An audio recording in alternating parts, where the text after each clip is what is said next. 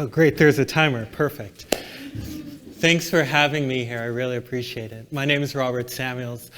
I'm the co-author of His Name is George Floyd, which is a book that I wrote with my colleague, Toluse Olorunnipa. Tolu's not here, he's the White House bureau chief. We both work at the Washington Post together. The three words that are most associated with George Floyd are, "I can't breathe." And we saw him say it about 27 times during that heinous video that took place on May 25th, 2020. But there was something else that, as a reporter, that really struck me about what George Floyd was saying to the police officers that day. He told the officers that he was claustrophobic, which we learned was true through our reporting. He told him that he was scared because his mother had died, which was true.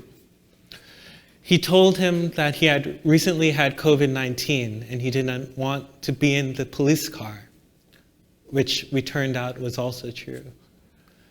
And then he looked at him and he said, "Why don't you believe me, Mr. Officer?" And knowing that prompted us to go on a journey. And that journey was to start answering some questions about the life that George Floyd had led. Because although we had learned some things about him, we didn't really understand the soul of who he was. We knew that he had grown up in Houston and moved to Minneapolis, but we didn't know why.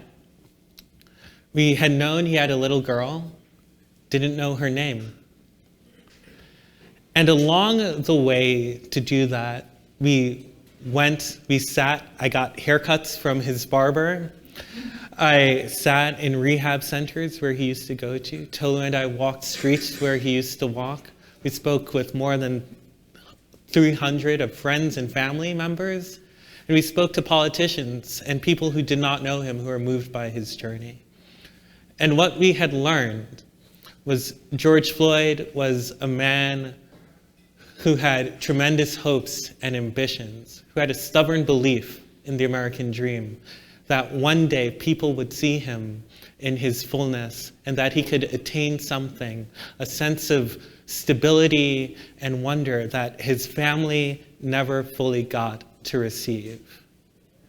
But in learning about George Floyd, we also learned something about who we are as a society. Because so many elements of the social safety net that were built, supposedly, hopefully, to help folks like George Floyd, ultimately had these huge holes that were not able to be patched up. We knew that centuries before George Floyd was born, he would have been the heir to a tremendous fortune if he were white. But his great-great-grandfather, Hillary Thomas Stewart, was a black man, first person in his line to be emancipated, and he had amassed 500 acres of land.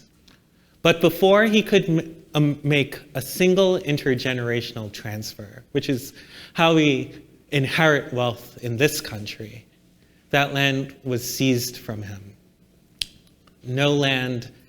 His great-grandfather died a pauper.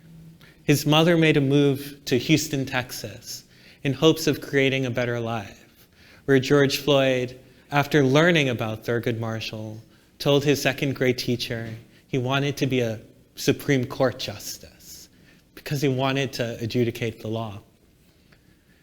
He was reading and writing at grade level, which is really tough to do if you grew up poor in this country, which showed that he had a sense of brilliance about him. But he was tall and he was big, and before he could achieve those dreams, he was told, boys who look like you don't become lawyers, they don't become Supreme Court justices, they become athletes. So that's what he focuses on. And we learn that because he was so focused on that, he could not meet the academic requirements to complete college, which sets him on a course to be in a world, an intimidating black man, in a world that's over-policed, in a community where the drug trade is pronounced and intense, and he gets caught up not just in selling, but using. And when he seeks help, psychological help, no one chooses to believe him. No one looks at him and says, this is a person who is deserving of grace through either the justice system or the healthcare system. And then one day, he learns about the city of Minneapolis. And he learns that this place is a place where so many of his friends have gone to heal themselves, to get jobs, to be able to provide for their families. And that's why he ended up inside a new city, super cold. He slips on the ground the first day he's there because he wanted to do something to improve himself. On May 25th, 2020, George Floyd met another part of the American story. And he met a police officer named Derek Chauvin, who was trained, who looked at a person like George Floyd and had to make some decisions. And those sorts of decisions were informed by his training, his own stereotypes, and the belief that certain people in this country do not deserve as much grace as others. So when we ask ourselves, why do we believe certain people and not other people? What our book tries to explore is that if you got to know the life of a man like George Floyd, perhaps you might make a different decision about how you treat them. Over here.